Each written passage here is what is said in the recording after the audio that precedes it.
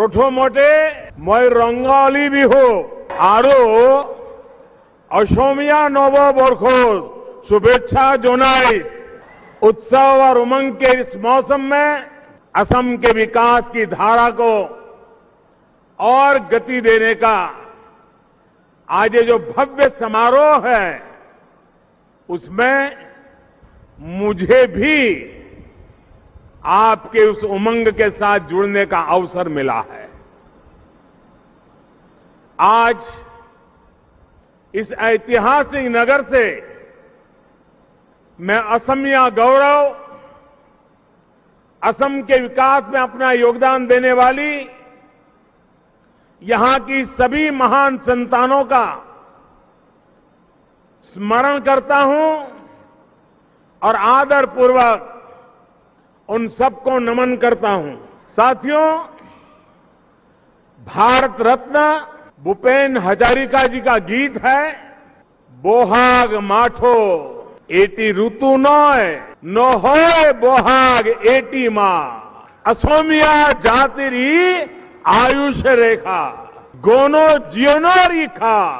असम की जीवन रेखा को अमिट और प्रखर बनाने के लिए, लेकिन अगर आवश्यकता पड़ जाए कैंसर के मरीजों को असुविधा के कारण मौत से मुकाबला करने की नौबत नहीं आनी चाहिए और इसलिए आपकी सेवा के लिए भी हम तैयार रहेंगे। असम में कैंसर के इलाज के लिए इतनी विस्तृत, इतनी व्यापक व्यवस्था इसलिए अहम है क्योंकि यहां बहुत बड़ी संख्या में कैंसर डिटेक्ट होता रहा है। असम ही नहीं, नॉर्थ ईस्ट में कैंसर एक बहुत बड़ी समस्या बन रहा है। इससे सबसे अधिक प्रभावित हमारे गरीब परिवार होते हैं, गरीब भाई बहन होते हैं, हमारे मध्यम वर्ग के परिवार होते हैं। गरीब और मिडिल क्लास की इस परेशानी को दूर करने के लिए बीते 5-6 सालों से जो कदम यहां उठाए गए हैं उसके लिए मैं पूर्व मुख्यमंत्री सर्बानंद सोनोवाल जी को और वर्तमान मुख्यमंत्री हेमंत जी और टाटा ट्रस्ट को बहुत बहुत साधुवाद देता हूं, बहुत बहुत बधाई देता हूं। असम कैंसर केयर फाउंडेशन के रूप में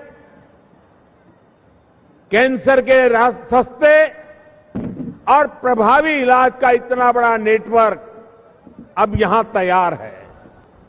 साथियों, असम सहित पूरे नॉर्थ ईस्ट में कैंसर की इस बहुत बड़ी चुनौती से निपटने के लिए केंद्र सरकार भी निरंतर कोशिश कर रही है। राजधानी गुवाहाटी में भी कैंसर ट्रीटमेंट से जुड़े इंफ्रास्ट्रक्चर को सशक्त किया जा रहा है। इस साल के बजट में नॉर्थ ईस्ट के विकास के लिए 1500 करोड़ रुपए एक विशेष योजना पीएम डिवाइन में भी कैंसर के इलाज पर फोकस किया गया है। पहली कोशिश ये है कि बीमारी की नौबत ही नहीं आए, इसलिए प्रिवेंटिव हेल्थ केयर पर हमारी सरकार ने बहुत जोर दिया है। ये योग, फिटनेस, स्वच्छता, ऐसे कई कार्यक्रम इसके लिए चल रहे हैं। दूसरा, अगर बीमारी हो गई तो शुरुआत में ही पता चल जाए, इसके लिए देश भर में नए टेस्टिंग सेंटर बनाए जा रहे हैं। तीसरा फोकस ये है कि लोगों को घर के पास ही प्राथमिक उपचार की बेहतर सुविधा हो। इसके लिए प्राइमरी हेल्थ सेंटरों को पूरे देश में वेलनेस सेंटर के रूप में एक नई ताकत के साथ उसका एक नेटवर्क आगे बढ़ाया जा रहा है। चौथा प्रयास ये है कि गरीब को अच्छे से अच्छे अस्पताल में मुफ्त इलाज मिले। इसके लिए आयुष्मान भारत जैसी योजनाओं के तहत 5 लाख रुपए तक का मुफ्त इलाज आज भारत सरकार की तरफ से दिया जा रहा है। साथियों, हमारा 5वां फोकस इस बात पर है कि अच्छे इलाज के लिए बड़े बड़े शहरों पर निर्भरता कम से कम हो। लेकिन 2014 के बाद हमारी सरकार इस स्थिति को बदलने में जुटी हुई है। साल 2014 से पहले देश में सिर्फ 7 एम्स थे। इसमें से भी एक दिल्ली वालों को छोड़ दें तो कहीं एमबीबीएस की पढ़ाई नहीं होती थी, कहीं ओपीडी नहीं लगती थी, कुछ अधूरे बने पड़े थे। हमने इन सभी को सुधारा और देश में 16 नए एम्स घोषित किए। एम्स गुवाहाटी भी इन्हीं में से एक है। हमारी सरकार देश के हर जिले में एक मेडिकल कॉलेज जरूर हो, इस लक्ष्य पर काम कर रही है। 2014 से पहले देश में 387 मेडिकल कॉलेज थी।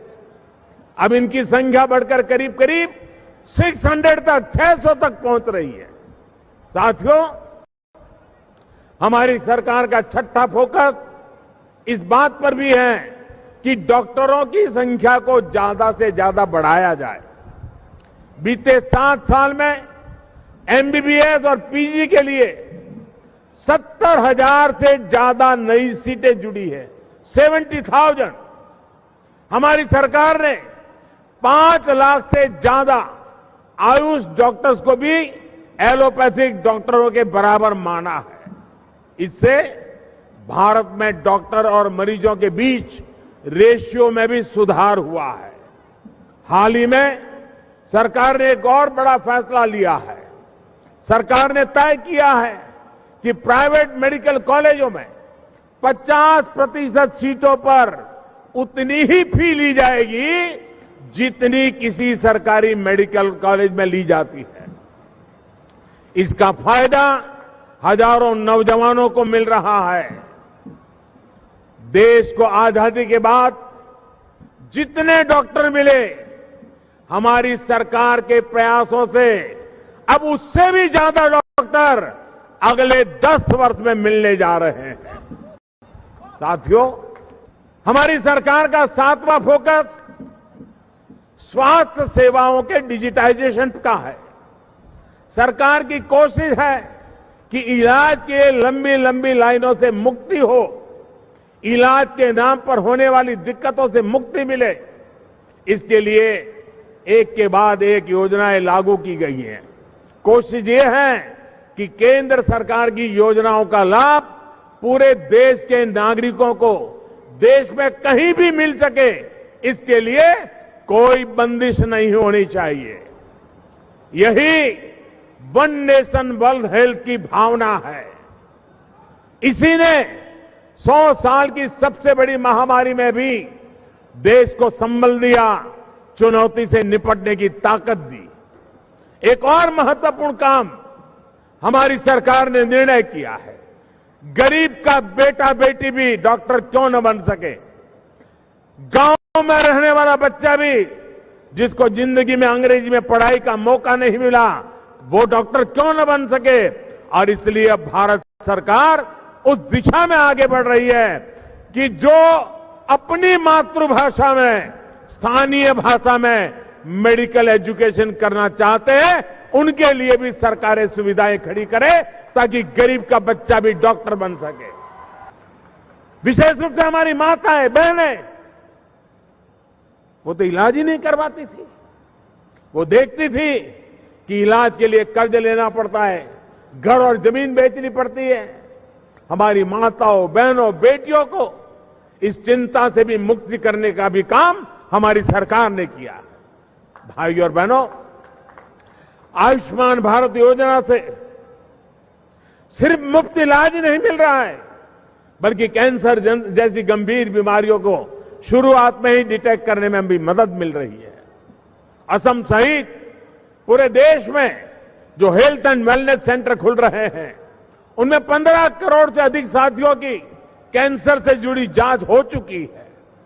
कैंसर की स्थिति में तो ये बहुत जरूरी है कि जल्द से जल्द बीमारी का पता चले। इससे बीमारी को गंभीर बनने से रोका जा सकता है। साथियों, देश में मेडिकल इंफ्रास्ट्रक्चर को मजबूत करने का जो अभियान चल रहा है, उसका लाभ भी असम को मिल रहा है। हेमंता जी और उनकी टीम हर जिले में मेडिकल कॉलेज खोलने के राष्ट्रीय संकल्प के लिए प्रशंसनीय प्रयास कर रही है। केंद्र सरकार ने यह सुनिश्चित किया है कि ऑक्सीजन से लेकर वेंटिलेटर्स तक सारी सुविधाएं असम में लगातार बढ़ती रहे। साथियों, केंद्र और असम सरकार चाय बागानों में काम करने वाले लाखों परिवारों को बेहतर जीवन देने के लिए पूरी ईमानदारी से जुटी है। मुफ्त राशन से लेकर हर घर जल योजना के तहत जो भी सुविधाएं हैं, असम सरकार उनको तेजी से चाय बागानों तक पहुंचा रही है।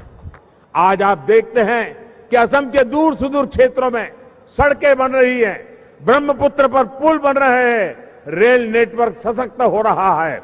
इन सबसे स्कूल, कॉलेज, अस्पताल जाना आसान हुआ है। रोजी रोटी के अवसर खुल रहे हैं, गरीब से गरीब को पैसे की बचत हो रही है। आज गरीब से गरीब को मोबाइल फोन की सुविधा मिल रही है, इंटरनेट से जोड़ा जा रहा है। इससे उसे सरकार की हर सेवा प्राप्त करना आसान हुआ है। भ्रष्टाचार से मुक्ति मिल रही है। भाइयों और बहनों, सबका साथ, सबका विकास, सबका विश्वास और सबका प्रयास की सोच के साथ हम असम और देश के विकास को गति देने में जुटे हैं। एक तरफ मैं उन लोगों से मिलकर के आया हूं जो बम बंदूक का रास्ता छोड़ करके शांति की राह पर विकास की धारा में जुड़ना चाहते हैं। मैं असम में बहुत सालों से आ रहा हूं। शायद ही कोई बिहू ऐसा हो जब मेरा उस समय आसाम का दौरा न हुआ हो, लेकिन आज मैंने इतनी बड़ी तादाद में एक साथ माताओं बहनों को बिहू में झूमते हुए देखा। मैं इस प्यार के लिए, इस आशीर्वाद के लिए विशेष करके आसाम की माताओं बहनों को प्रणाम करता हूं, उनका हृदय से बहुत बहुत धन्यवाद करता हूं। साथियों, एक बार फिर श्रीमान रतन टाटा जी खुद यहां पहुंचे। उनका नाता चाय से शुरू हुआ और चाह तक विस्तृत हुआ है, और आज आपके उत्तम स्वास्थ्य के लिए भी वो हमारे साथ शरीक हुए हैं। मैं उनका भी स्वागत करते हुए एक बार फिर आप सभी को ये अनेक नई सुविधाओं के लिए बहुत बहुत शुभकामनाएं देता हूं। बहुत बहुत धन्यवाद।